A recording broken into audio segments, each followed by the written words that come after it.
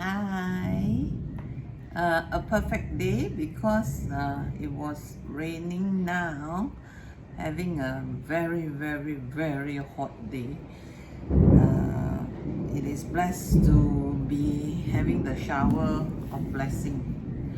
So some of you must be wondering, what is she doing? She's reading, she's singing, she's doing this and doing that, and she don't have you know anybody watching, or maybe why she wants to do this. So I will advise, not say advice, I will share with you why I do this. Number one, I wanted something for me to look back on. Number two, I wouldn't know where is the mistake if I don't record down and then look at it. Obviously, out of all my video taping, not one had been perfected, but I'm sure if you see my first until now, you can notice that there are many things different, especially come to genuinity of presenting. And also what is number three is I feel that YouTube gave a lot of opportunity for people to see themselves properly by daring to post whatever you have done. So I will hope more people will post on YouTube, whether you got one viewer or no review or whatever, doesn't matter. It's you that you are looking forward to, and it's you that you should be proud of. So I am proud of myself that I climbed to be where I am and still climbing, and I hope and pray and work towards more successes so that I can also share my successes with those who don't have opportunity to. So now continue on with chapter 2. Chapter 2 of this book, Your Erroneous Zone. Chapter 2 will start with give me a second. Okay, first, love. Self-worth cannot be verified by others. You are worthy because you say it is so. If you depend on others for your value, it is other worth. You may have a social disease, one that will not go away with a simple injection. You are quite possibly infected with the sepsis of low esteem, and the only known cure is a massive dose of self-love. But perhaps, like many in our society, you have grown up with the idea that loving yourself is wrong. Yeah, this is something embedded in the culture. But I hope it's going to change, because me, I'm changing. I'm helping my daughter to change. When I change, she changed. Somehow, changes have to happen with you before you can see change in other people. And I hope whoever is associated with me and within my network, you change for the better. As long as you feel that it's a better thing, then you change. I will be very happy for you. So keep doing it, okay? Think of others, society tells us. Love thy neighbor, the church admonishes. What nobody seems to remember is love thyself, and yet that is precisely what you're going to have to learn to do if you are to achieve present moment happiness. You learn as a child that loving yourself, which was a natural thing for you then, was akin to being selfish or conceited. You learn to put others ahead of you, to think of others first because they showed you you were a good person. You learn self-effacement and were natured on instruction like share your things with your cousins. It didn't matter that you were your treasures, your prized possession, or that mommy or daddy might not be sharing their big people toys with others. You may even have been told that you were to be seen and not heard, and that you ought to know your place. Luckily, most of these are gone now, because with social media, you're always heard.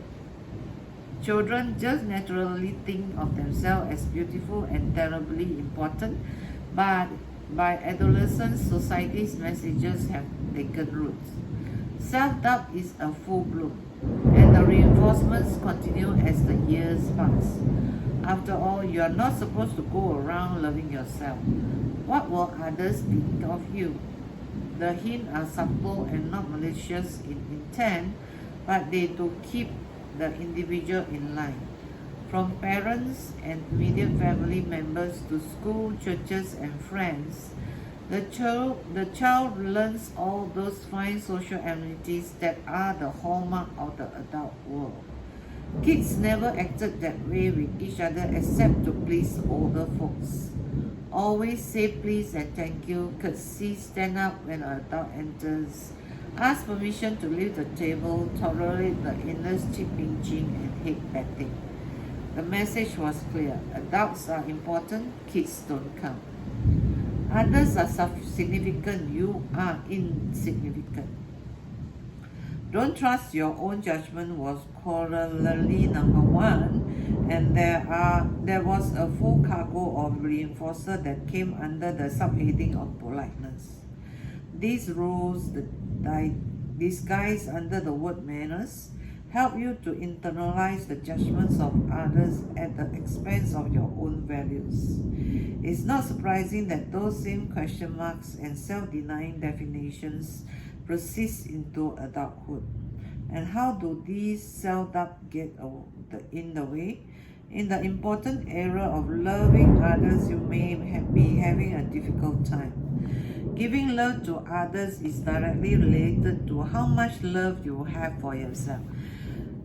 That's why I attended one meditation course that said that you are what you draw. So it's also part of law attraction. I haven't read the book of law attraction, but I practice it, and I believe that what it says is true. You can only love someone when you love yourself. If you lack of love, you tend to look for people who lack of love. So that's why the match doesn't happen. So you want something badly which is good, then be that one good thing yourself, and you will somehow draw it. And I am happy that I'm slowly drawing this kind of energy. People just leave me when they are not that kind of energy, and you do not have to apologize for being who you are. Okay. Love, a suggested definition. Love is a word that has as many definitions as there are people to define it. Try this one for size. The ability and willingness to allow those that you care for to be what they choose for themselves without any insistence that they satisfy you. This may be a workable definition, but the fact remains that so few are able to adopt it for themselves. How can you reach the point of being able to let others be what they choose without insisting they meet your expectations? Very simple. By loving yourself. By feeling that you are important, worthy, and beautiful. Once you recognize just how good you are, you won't have to have others reinforce your value or values by making their behavior conform to your dictates. If you are secure in yourself, you neither want nor need others to be like you. For one thing, you are unique. For another, that would rob them of their own uniqueness, and what you love in them are just those traits that make them special and separate. It begins to fit. You get good at loving yourself, and suddenly you are able to love others, to give to others, and do for others by giving and doing for yourself first. Then there are no gimmicks to your giving. You are not doing it for the thanks or the payoffs, but because of genuine pleasure you get from being a helper or a lover. If the you is someone unworthy or unloved by you, then giving becomes impossible. How can you give love if you're worthless? What would your love be worth? And if you can't give love, neither can you receive it. After all, what can the love be worth if it's bestowed on a worthless person? The entire business of being in love, giving and receiving starts with a self that is totally love. Take Noah, a middle-aged man who claimed to love his wife and children dearly. To show his affection, he bought them expensive gifts, took them on luxury holidays, and was always careful when away on business trip to sign his letter love. Yet Noah could never bring himself to tell his wife or children that he loved them. He had the same problem with his parents, of whom he was tremendously fond.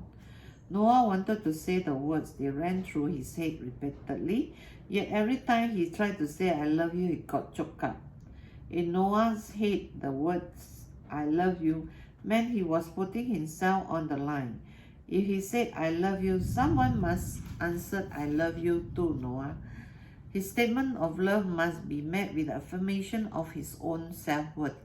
Saying those words was taking too much of a chance for Noah, for they might not be answered and then their entire value would be in question. If, on the other hand, Noah could start with premise that he was lovable, he would experience no difficulty in the I love you.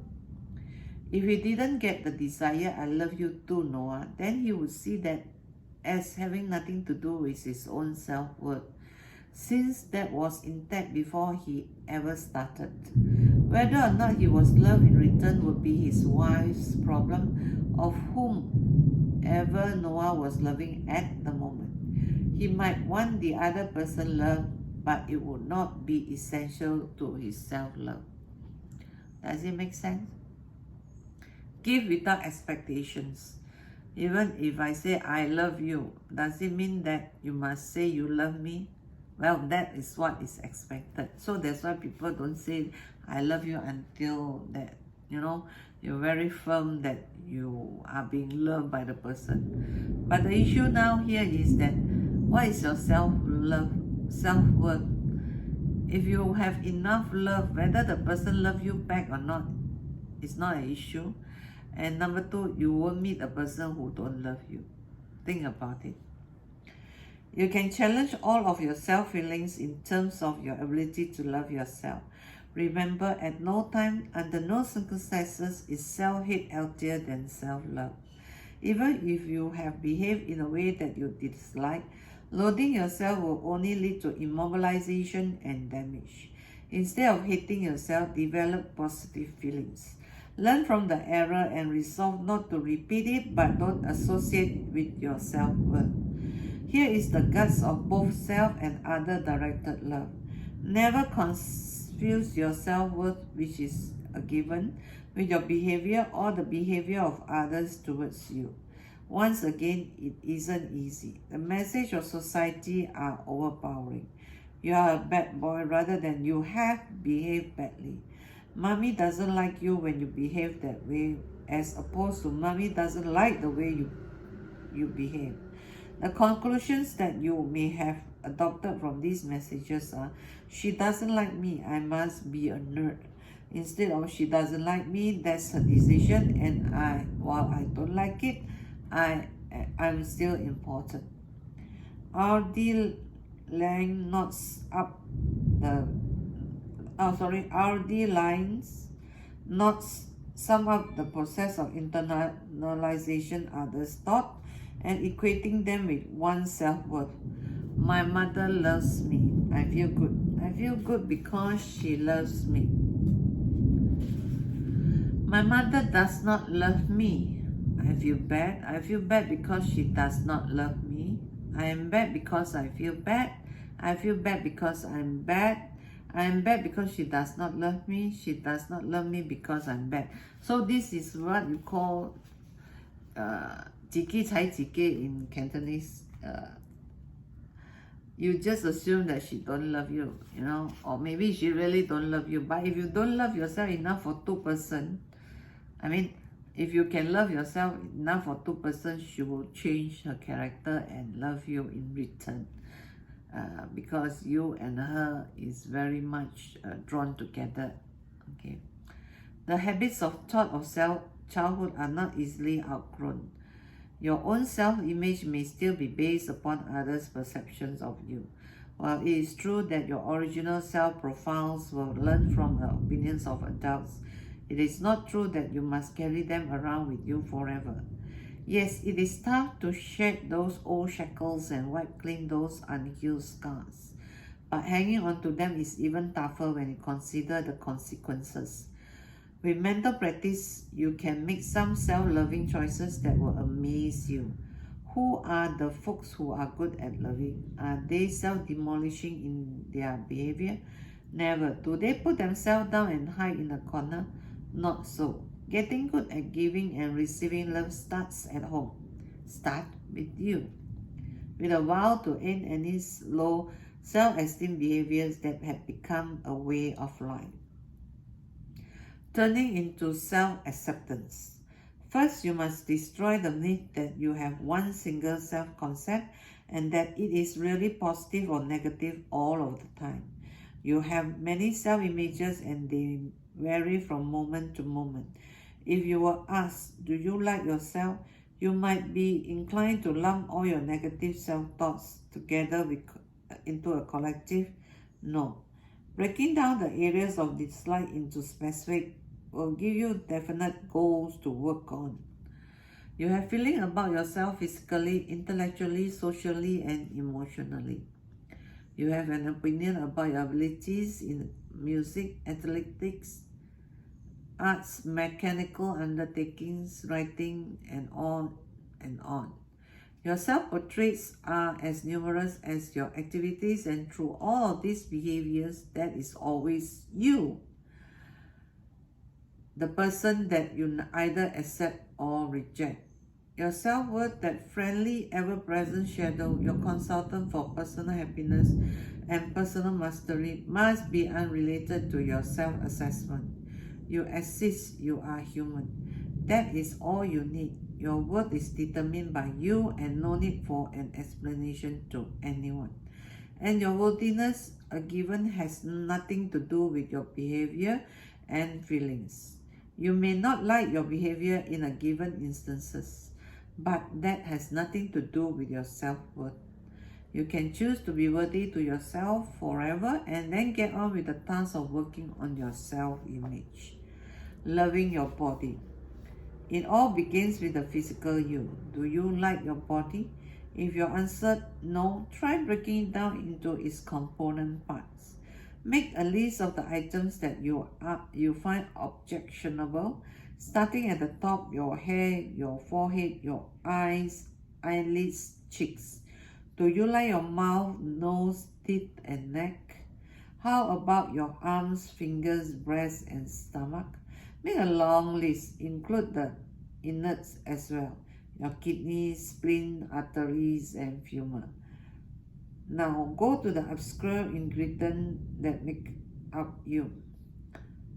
How about your Rolandic fissure, chorlea, pinna, adrenal glands, and uvula?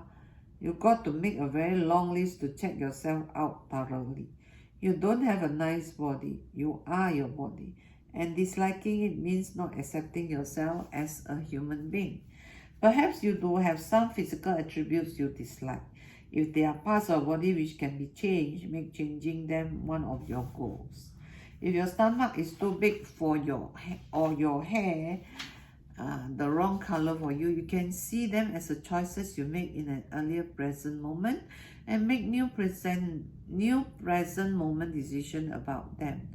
Those parts which you disapprove and which cannot be changed, legs too long, eyes too narrow, breasts too small or too large, can be viewed in a new light. Nothing is too anything, and long legs are no better or worse than hair or non-hair. What you have done is bought contemporary society definition of beauty. Don't let others dictate what you will be attractive to you. Decide to like the physical you and declare it as worthy and attractive to you, thereby rejecting the comparison and opinions of others. You can decide what is pleasing and make non-acceptance of yourself a thing of the past. You are a human being. Human beings have certain odors, make certain sounds, and have certain growths of hair. But society and industry send out certain messages about the human physical condition. Be ashamed of this human characteristic, they say. Learn masking behavior, especially if you mask the real you with our product. Don't accept yourself, hide the real you. I don't think you should think of it that way. For me, I think that it's something that is not perfect in me. I will find something to improve the other part which is perfect, because perfection will make you very tired. I don't know, I just feel that it's better to do your best to make yourself feel comfortable than to be eaten up by comments of people who are thoughtless. So, like the author said, loving yourself is really important, because when you love yourself, whatever people say about you, you will teach your mind to think, thoughts that is pleasant, and the whole scenery will be different, the whole scene will be different. Okay, give it a go. You can't get through an hour of television without getting the message. The advertisement that bombard you daily tell you to be contemptuous of the way your mouth, underarms, feet, skin, and even genitals smell. Change to our product and feel real and natural again. As if you are unnatural and you should go around sending out cosmetic odors in order to like yourself better. So you deodorize each orifice with the right smelling stuff, because you don't accept a part of yourself that exists in all human beings. I know of a 32-year-old man, Frank, who has learned to reject all of his bodily functions, labeling them as disgusting and unmentionable. Frank is compulsively clean about his body to the point of being uncomfortable whenever he sweats, and he expects the same kind of starchy clean behavior from his wife and children. He rushes for a shower to rid himself of any offensive odor after mowing the lawn or playing a set of tennis. Moreover, he cannot have sex unless both he and his wife showered before and after. He cannot tolerate his own normal body odors, nor can he live with anyone who is more accepting of himself. Frank sprays his bathroom, uses a multitude of cosmetic products to keep himself smelling good, and he is concerned about anyone else disliking him when he becomes human and begins smelling like one. Frank has learned to reject his natural body functions and odors. He has adopted attitudes that reflect personal rejection by either being embarrassed or apologetic whenever he allows his body to be natural. But being human beings means having many natural odors, and the person who is working at self-love and self-acceptance is in no way offended by his natural self. In fact, if Frank were to be totally honest with himself and wipe off his learned messages of self-rejection, he might even be able to admit to enjoy his own body and all of the glorious odor it is capable of producing. While he might not wish to share those odors with others, he would at least be able to accept them in himself, tell himself that he, in fact, likes them, and experience no shame around others.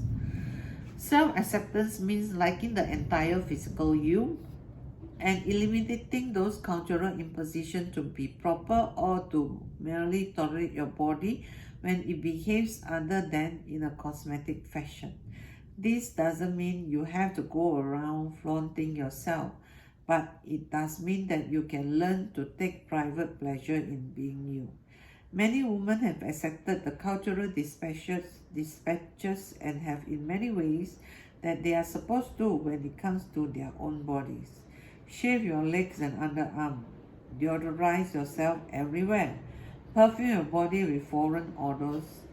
Sterilize your mouth, make up your eyes, lips, cheeks, pat your bra, spray your genitals with the appropriate bouquet, and flossify your fingernails.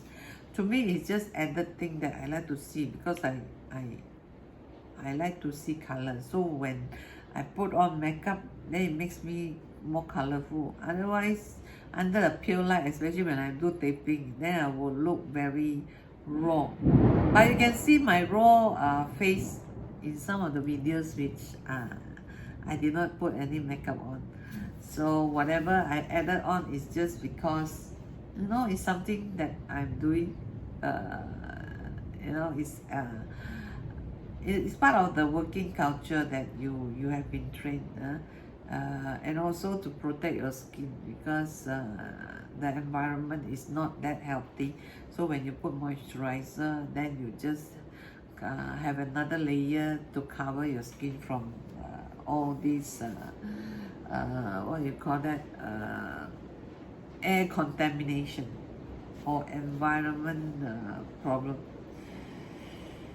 The implication is that there is something unpleasant about the natural you, the essential human you, and only by becoming artificial can you become attractive. That's the saddest part. That the end product is a fraudulent you. You take that fraudulent you that takes the place of a natural self you carry around with you for most of your life. You are being encouraged to reject that beautiful you. When people sell you things, this is what I hate. They will say, wow, you look so fat, you should use my product lah. You look like your eyes is bulging out lah. You look, your skin is breaking lah. That kind of negative things they tell you. So when people tell me things like that, I say, forget it. I like the way I am. I am using the product I like. So it's very hard to sell me things actually, because I'm pretty confident of myself.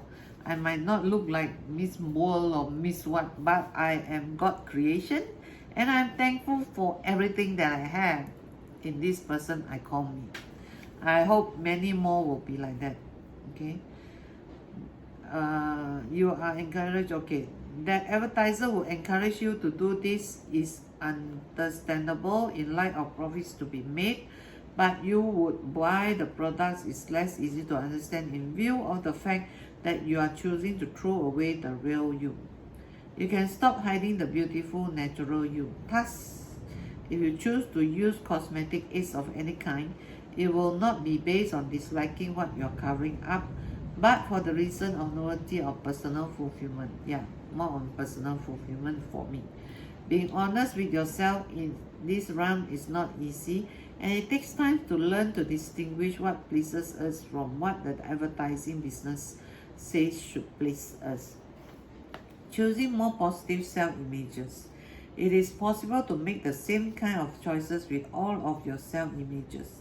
You can choose to think of yourself as intelligent by applying your very own standards to yourself. In fact, the happier you make yourself, the more intelligent you are. If you are deficient in any areas such as algebra, spelling, or writing, it is simply the natural result of choices you have been making up until now.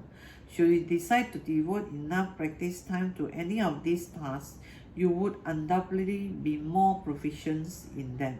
If your image of yourself is of someone who is not too intelligent, remember what we said about intelligence in chapter 1.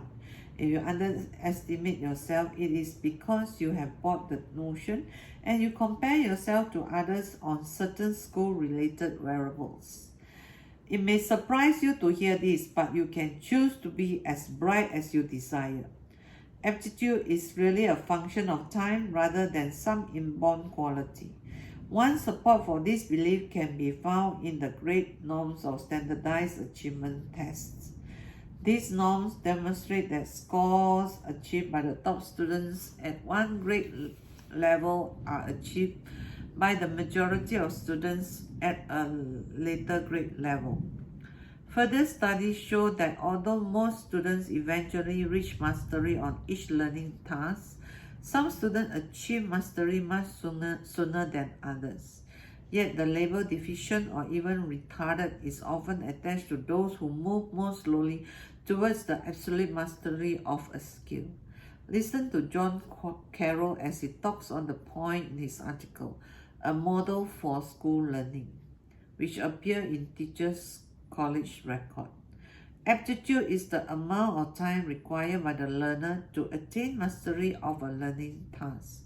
Implicit in this formulation is the assumption that given enough time, all students can conceivably attain mastery of a learning task. With enough time and effort, you could, if you choose, master almost any academic skill. But you don't make that choice for very good reasons. Why should you put the kind of present moment energy into solving obscure problems or learning something that doesn't interest you? Be happy. Learning effectively and loving are the far greater goals. The point is that intelligence is not something that you inherited or had otherwise bestowed on you. You are as smart as you choose to be. Not liking how smart you chosen to be is mere self-contempt, which can lead only to injurious consequences in your own life. The logic of being able to choose your self-pictures applies to all the photographs of you that are lodged in your brain. You are as socially adept as you choose to be. If you dislike the way you behave socially, you can work at changing the behavior and not confusing it with your own self-worth.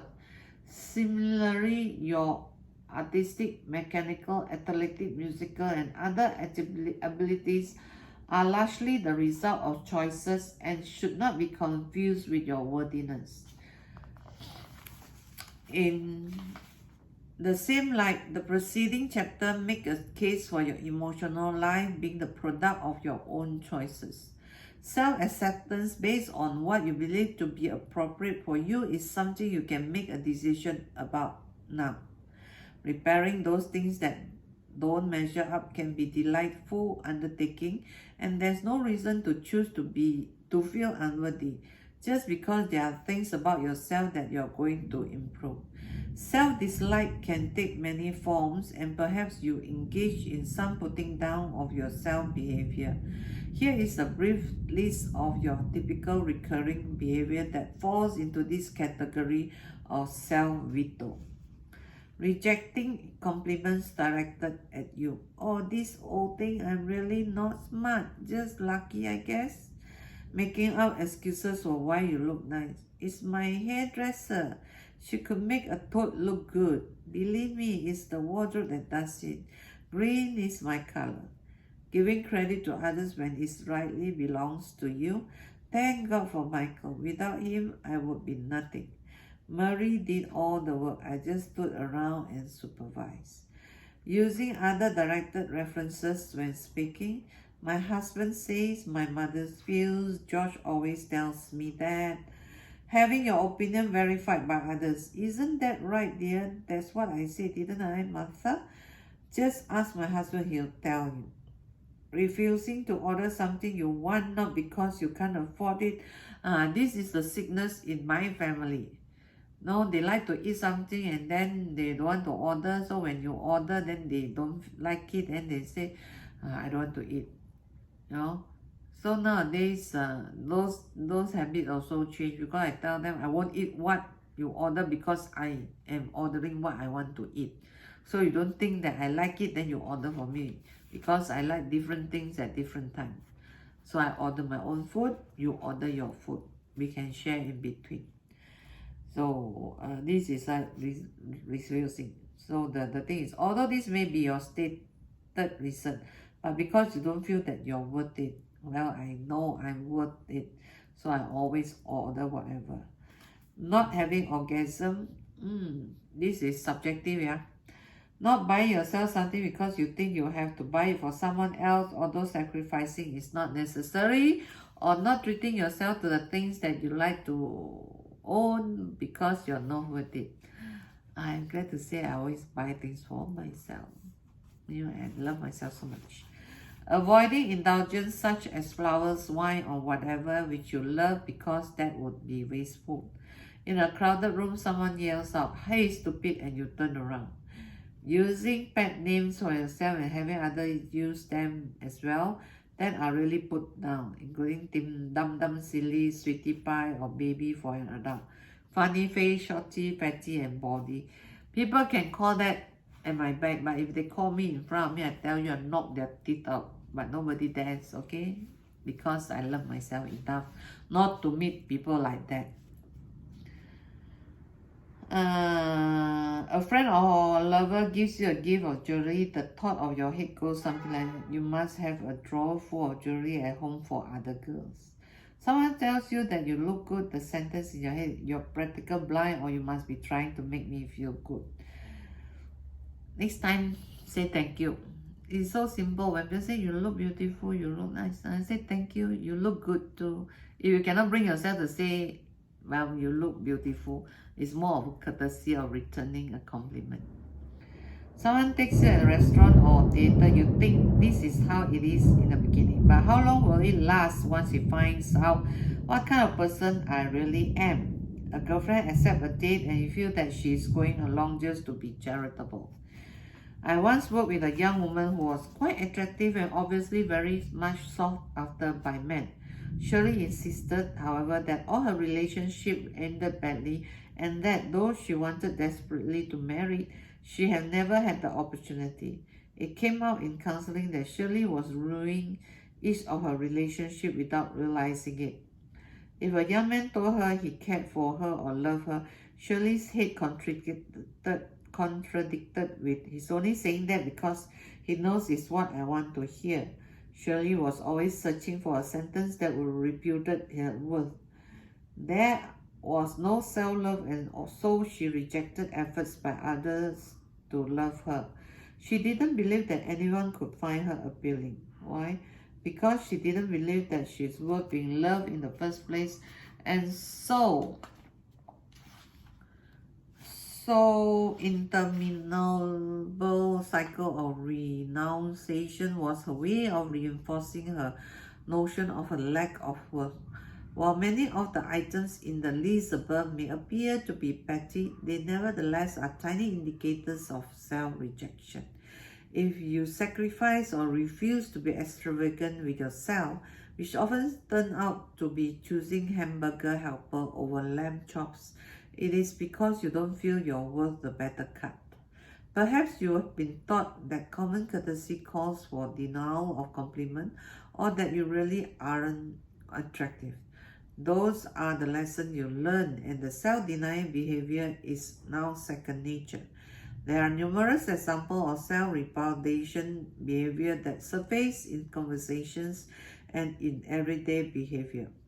And each time you engage in any kind of self-put-down, you reinforce the old bugaboo that others have laid on you and reduce your own opportunities for any kind of love in your life. Be it self or other directed love, surely you are too worthy to go around putting yourself down. Accepting yourself without complaint. Self-love means accepting yourself as a worthy person because you choose to do so. Acceptance also means an absence of complaint. Fully functioning people never complain, and particularly they don't complain about the rocks being rough or the sky being cloudy or the ice being too cold. Acceptance means no complaining, and happiness means no complaining about the things over which you can do nothing. Complaining is the refuge of those who have no self-reliance. Telling others about the things you dislike in yourself helps you to continue the dissatisfaction since they are almost always powerless to do anything about it except deny it, and then you don't believe it. Then, that brings me to another point. You cannot also keep blaming others for things that you cannot perform. You just need to point it out and then move on. Do things that you can do and don't let people sidestep you, because you know what you're talking about, and stick to that thoughts and improve on goodness of that thoughts. Just as complaining to others accomplishes nothing, so permitting others to abuse you with their own tote bag full of self-pity and misery helps no one. A simple question to ask will generally end this useless and unpleasant behavior. Why are you telling me this? Or is there anything I can do to help you with this? By asking yourself the same question, you will begin to recognize your complaining behavior as ultimate folly. It is time spent in a wasteful manner, time which might be put to better use in practicing self-loving kinds of activities such as silence, self-praise, or helping someone else to achieve fulfillment. There are two occasions when complaining is least appreciated in the world. Number one, whenever you tell someone else that you are tired. Number two, whenever you tell someone else that you don't feel well. If you are tired, you can exercise several options, but complaining to even one poor soul, let alone a loved one, is abusing that person. And it won't make you less tired. The same kind of logic applies to you not feeling well. Nothing is being said here about informing others of how you feel when you can help you in any small way. What is being challenged is complaining to others who can do nothing but endure the grumbling. Additionally, if you are truly working on self-love and you are experiencing any pain or discomfort, you will want to work on this yourself rather than choosing someone to lean on and have them share your burden. Complaining about yourself is a useless activity and one which keeps you from effectively living your life. It encourages self-pity and immobilizes you in your effort as giving and receiving love. Moreover, it reduces your opportunity for improved love relationship and increased social intercourse. While it may get you attention, the noticing will be done in a light that will clearly cast shadows on your own happiness. Being able to accept yourself without complaint involves an understanding of both self-love and the complaining process, which is mutually exclusive terms. If you genuinely love you, then complaining to others who can do nothing for you becomes absurdly impossible to defend. And if you notice things in yourself and others that you dislike, rather than complaining, you can actively set about taking the necessary corrective step. The next time you are in a social gathering of 4 or more couples, you can try this little exercise. Chronicle how much conversation is actually spent in complaining. From self to others to events, prices, the weather, and so on. Now, when the party is over and everyone has gone their separate ways, ask yourself, how much of the complaining that went on tonight accomplished anything? Who really cares about all the things that we mourn tonight? Then the next time you are about to complain, keep the uselessness of that night in mind. Okay. Self-love versus conceit. You may be thinking that all of this talking about self-love is involved a form of obnoxious behavior akin to egomania. Nothing could be further from the truth. Self-love has nothing to do with the sort of behavior characterized by telling everyone how wonderful you are. That's not self-love, but rather an attempt to win the attention and approval of others by chest-thumping behavior. It is just as neurotic as the behavior of the individual who is overloaded with self-contempt. Boastful behavior is motivated by others by an attempt to gain their favor. It means the individual is evaluating himself on the basis of how others see him. If he were not, he would not feel the need to convince them. Self-love means you love yourself. It doesn't demand the love of others. There is no need to convince others. And internal acceptance is sufficient. It has nothing to do with the viewpoints of others. The rewards for not loving yourself. Why would anyone choose not to love himself? Where is the advantage? The dividends, while they may be unhealthy, are nevertheless there for you to examine. And this is the core of learning to be an effective person, understanding why you behave in self-defeating way. All behavior is cause, and the road to eliminating any self-destructive behavior is strewn with the potholes of misunderstanding your own motives. Once you comprehend the why of self-malice and the maintenance system for retaining it, you can begin to attack the behaviors. Without the understanding of self, the old actions will continue to recur. Why have you chosen to engage in self-denouncing ways, however slight they may seem to you? It may be that it is just plain easier to buy stuff that others tell you than to think for yourself. But there are other dividends as well. If you choose to not love yourself and treat yourself as unimportant by placing other heads higher than your own, you will have a built-in excuse for why you can't get any love in your life. That is, you simply are not worth being loved back. The excuse is the neurotic payoff. Be able to avoid any and all risk that goes with establishing your love relationship with others, and thereby eliminate any possibility of ever being rejected or disapproved. Find that it is easier to stay the way you are. As long as you are not worthy, there is no point in trying to grow or to be better and happier, and your payoff is remaining the same. Gain a lot of pity, attention, and even approval from others, which substitute nicely for the risky business of getting involved in a love relationship. Thus, the pity and attention are your self-defeating rewards. Have many convenient scapegoats to blame for your own misery. You can complain and thus you won't have to do anything about it yourself. Be able to use up your present moments with mini depression and avoid behavior that would help you to be different. Your self-pity will serve as your escape route. Regrets to being a good little boy or girl, calling upon leftover responses of a child and therefore pleasing those big people that you learn to regard as superior to you. Your regression is safer than risk. Be able to reinforce your leaning on others' behavior by making them more significant than you make yourself. A leaning post is a dividend even though you are hurt by it. Be unable to take charge of your own life and live it the way you choose simply because you won't feel that you are worth the happiness you covet. These are the components of your self-scorn maintenance system. They are the reason you choose to hang on to the old thinking behavior. It is just plain easier, that is less risky to put yourself down than to try to get up.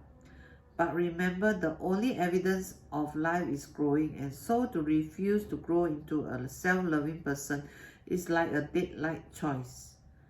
Armed with this insight into your own behavior, you can begin to practice some mental and physical exercise to encourage the growth of your own self-love.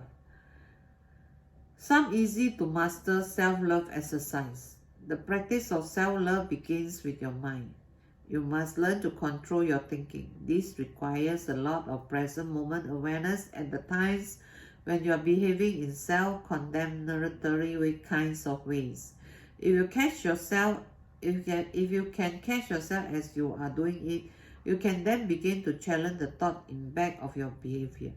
You find that you have just said something like, "I'm really not that smart. I guess I'm just lucky to get an A on that paper." The bell should go off in your head. I just did it. I behaved in a self-loathing way. But I'm aware of it now, and the next time I'll stop myself from saying those things I've been saying all my life. Your strategy is to correct yourself out loud with statements such as, "I just said I was lucky, but luck really nothing to do with it. I got the grade because I deserve it." One small step towards self-love, the step being a recognition of your present moment put down and a decision to act differently. Before you had a habit, now you have an awareness of wanting to be different, and you have made a choice to make it happen. It's just like learning to drive a stick shift. Eventually, you have a new habit which will not require constant awareness. You'll soon be behaving in all kinds of self-adoring ways naturally. With your mind now working for, rather than against you, exciting self-love activities are on the horizon. Here is a brief list of such behaviors to which you can add as you achieve a sense of self-esteem based upon your own worth. Select new responses to others' attempt to reach you with love or acceptance. Rather than instantly be skeptical of a loving schedule, accept them, thank you, or I'm happy that you feel that way. If there is someone that you feel genuine love towards, say it out. Say it right out front. I love you. And while you check out the reactions you receive in return, pat yourself on the back for taking the risk. In a restaurant, order something you really enjoy no matter what it costs. Give yourself a treat because you're worth it. Begin to select items that you prefer in all situations, including the grocery store. Indulge yourself in a favorite product because you're worth it. Outlaw self-denial unless it is absolutely necessary, and it rarely is. After a tiring day and large meal, take a brief nap or a jog in the park even if you don't have too many things to do. It will help you to feel 100% better. Join an organization or sign up for activities that you will enjoy. Perhaps you've been putting this off because you have so many responsibilities that you just don't have the time.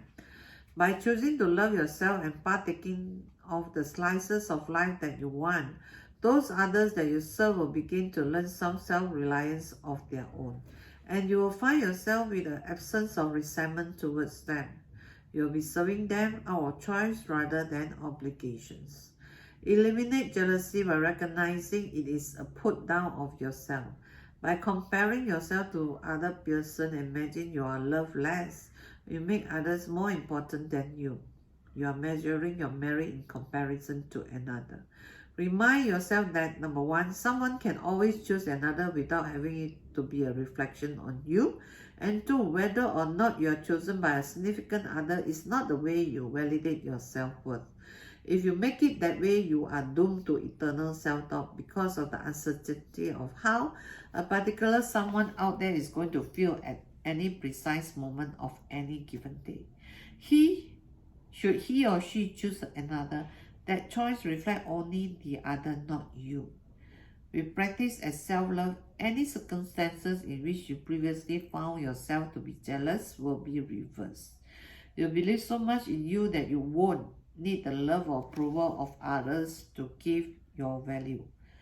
Your self-love activities might also include new ways of treating your body, such as selecting good nutritional foods, eliminating excess weight, which can be health risk as well as indication of self-rejection, taking regular walks or bicycle rides, choosing plenty of healthy exercise, getting outdoors to enjoy fresh air because it feels good, and in general keeping your body healthy and attractive. Provided you to want to be healthy. Why? Because you are important and are going to treat yourself that way. Any total day spent cooped up or inactive in boring routine activities is a word for self-immunity. Unless you are actually preferring being cooped up, in which case you make the choice. Yeah. Sexually, you can practice greater self-love. You can stand naked in front of a mirror and tell yourself how attractive you are. You can get in touch with your body, explore yourself sensually, give yourself goosebumps of shivery pleasure. With others, you can also choose sexual fulfillment for you rather than making your partner's pleasure more important than your own. Only by choosing gratifications for yourself can you give pleasure. If you aren't happy, generally your partner is disappointed. Moreover, when you choose yourself, others are more able to choose happiness for themselves. You can slow down the whole process of sex, teaching your lover what you like with words and actions. You can choose orgasm for yourself. You can make yourself achieve the ultimate physical experience by believing that you're worth it and then getting lost in the excitement of verifying it for you. Why? Because you're worth it. You can stop equating your performance in anything with your own self-worth. You may lose your job or fail a given project. You may not like the way you perform this or that task, but that doesn't mean that you are without worth. You must know for yourself that you are worth something regardless of your achievement. Without this knowledge, you will be persistently confusing yourself with your external activities. It is just as absurd to make your self-value depend upon some outside accomplishment as it is to tie it in with some external person's opinion of you.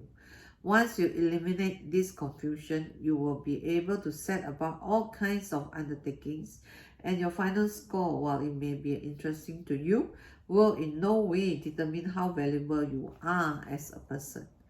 These and many like them are the actions of those who love themselves. They may often challenge the reason that you have learned as you grown down. People grown up, okay? Grown down. At one time, you were epitome of self-love. As a child, you knew instinctively that you are worthy.